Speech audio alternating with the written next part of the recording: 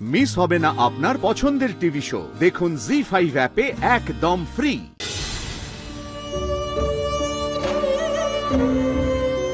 কাকিমা কি কখনো আমাকে বুঝবেন না?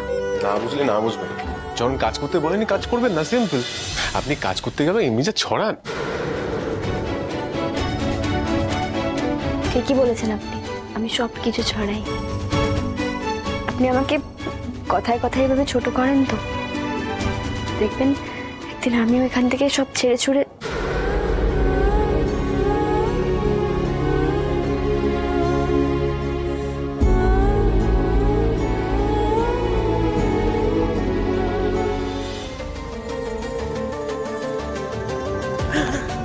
দেখো দেখো দিদুন, দেখো তোমার কত বড় সর্বনাশ করে দিল গো।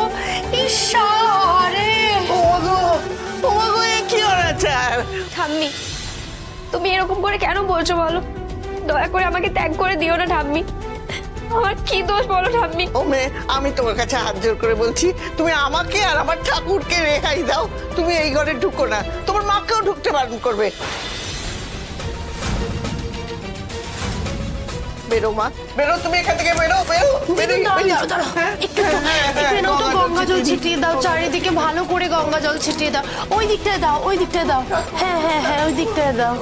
ঠাকুর আমার, তুমি ক্ষমা করো।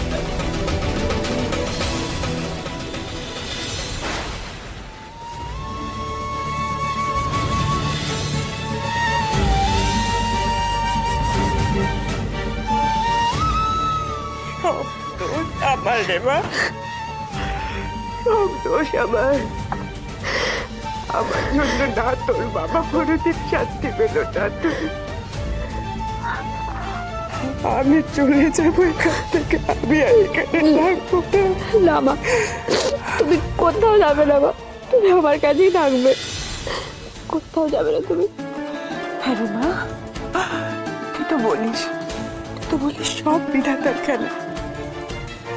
তাহলে বিধাতা এরকম কি খেলা খেলছে আমাদের সাথে? বলতো কি করেছি আমরা যে বিধাতা আমাদের সাথে এমন খেলা খেলছে?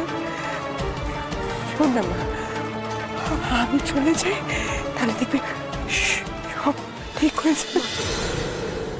আমিও তো এখানে থাকতে চাইনি বলো, আমিও তো এখান থেকে চলে যেতেই চেয়েছিলাম, কিন্তু কাল যেভাবে উকিল বাবু আর বাবা আমাদের হয়ে সবার সাথে লড়লেন, তারপরে কি করে আমরা চলে যাই বলো তো?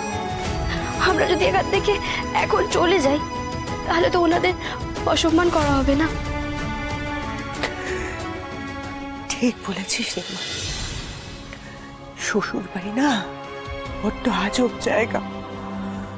আমার কপালে না থাকলে হবে কি? আমি তো দেখেছি কত লাঠি ঝাঁটা অপমান, কত কষ্ট সহ্য করা সত্ত্বেও কেন যে মেয়েরা এখানে পড়ে থাকে কে জানে।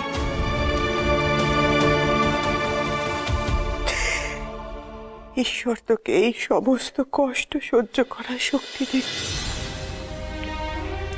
সব কষ্ট সহ্য করার শক্তি দিন। জি5 ডাউনলোড করুন আর সব এপিসোড দেখুন একদম ফ্রি।